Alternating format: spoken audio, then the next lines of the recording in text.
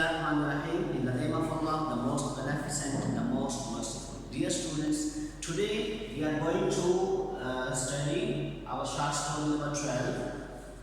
A Conversation with My Father by Grace Kelly. इस short story के अंदर grace कैली जो है मुझे बताती है कि वो अपने बाप के साथ किस तरह गुफ्तगू करती है और उस गुफ्तगू के दौरान वो कहानी सुनाती है और वो कहानी क्या है और उसका बाप एक बार फिर उसको कहानी सुनाने के लिए कहता है और इस कहानी के अंदर कौन से मेजर पॉइंट्स हैं और वो कौन से क्वेश्चंस हैं जिनको हम प्रिपेयर करेंगे। इस कहानी के अंदर पहला पार्ट है वो ये है कि वो एक कहानी सुनाती है कि एक माँ जो है वो अपने बेटे से बहुत ज़्यादा मोहब्बत करती है और बेटा क्या करता है जब वो 15 साल का होता है तो 15 साल का होने के बाद वो नशा शुरू कर देता है। और ये वैसे बड़ी अजीब बात है कि जब बेटा नशा करता है तो माँ बजाय कि उसको ठीक करे, बजाय कि उसको सही करे, बजाय कि उसको सही टाइम पे ले जाए, माँ भी अपनी ममता को जिंदा रखने के लिए बेटे के करीब रहने के लिए नशा शुरू कर देती है। It's very amazing. ये बड़ी अजीब बात है, लेकिन बहरहाल वो इसमें मुझे एक शेर याद आ गया कि मैं जिसकी खातिर मोहब्बतों की हर एक हद से गुजर गई हूँ उसी को मुझसे शिकायतें हैं कि मैंने उससे वफा नहीं की। तो ये माँ जो है माँ की मोहब्बत जो है अपनी जगह होती है। माँ जो है इस बेटे को के करीब रहने के लिए वो क्या करती है कि वो भी नशा करना शुरू कर देती है। लेकिन बाद में क्या होता है कि ये जो बेटा होता है ये एक दफ़ा सिनेमा में जाता है, वहाँ पे जाके ये मूवी देखता है तो इसके साथ एक लड़की बैठी होती है।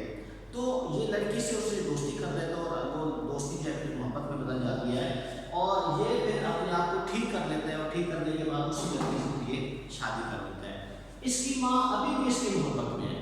और अभी भी वो चाहती है कि मेरा बेटा मेरे पास है, लेकिन अब ये एक शर्त रख देता है कि माँ जब तक तू अपने आप को ठीक नहीं करेगी तो ये नशे की आदत को छोड़ेगी नहीं, मैं तुम्हारे पास नहीं आऊँगा। ये अपने आप को ठीक नहीं कर पाती है, माँ जो है वो ठीक नहीं कर पाती है और बेटा इसके करीब नहीं आता और ये इसी की मोहब्बत में चिल्लाती रहती है, रोती रहती है और इसी की याद में आंसू बहाती रहती है। तो इस कहानी के अंदर बस इतनी ही बात है, बड़ी शॉर्ट स्टोरी है ये और इसके अंदर जो 3 पॉइंट्स हम मेजर हैं वो हम उनको डिस्कस करते हैं कि ये कहानी के अंदर आखिर में क्या बताया गया। अच्छा, एक बात ज़हन में रखें कि इस कहानी के अंदर बाप जो है ये अपने बाप को कहानी सुनाती है और इसका बाप जो है वो 86 ईयर्स ओल्ड है, 86 साल का है और ये हार्ट पेशेंट भी होता है और ये 2 राइटर्स को बहुत ज़्यादा लाइक करता है। गीता मपाज़े, आपने फर्स्ट ईयर में स्टोरी पढ़ी होगी गीता मपाज़े की, तो ये एक उस राइटर को पसंद करता है, एक शेकॉफ जो है वो राइटर उसको पसंद करता है और ये चूँकि ओल्ड होता है, ये पुरानी जनरेशन का, पुराने जो होता है ऐड का होता है, दौर का होता है, तो इरा का होता है, तो ये इसको डिसलाइक करता है। ये कहता है ये कहानी उसको दोबारा लिखो, फिर वो दोबारा से इस कहानी को लिखने की कोशिश करती है और वो सारी बातें उसमें ऐड करने की कोशिश करती है जो कि उसके बाप को पसंद होती है, जो बाप इसका लाइक करता है। तो इस कहानी के अंदर जो पहला पॉइंट है जिसको हम हाईलाइट करेंगे, जनरेशन गैप,